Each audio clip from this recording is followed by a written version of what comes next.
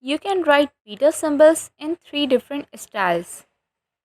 For the first style, select a symbols. Select more symbols. Here we will select latent 1 supplement. On this beta symbol is present, insert it.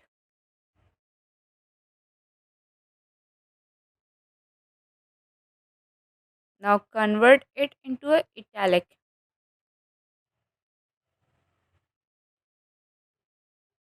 For the shortcut key, write this code and press Alt with X together. Now for the second style.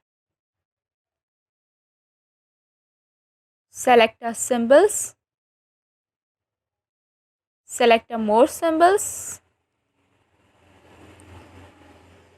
Here we will select Greek and Coptic style.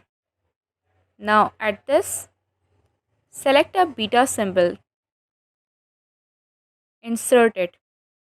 Now for the shortcut key, write this code and press Alt and X together.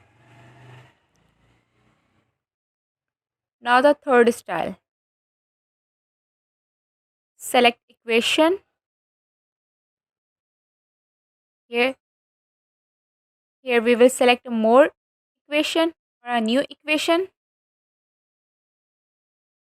Now search beta over there.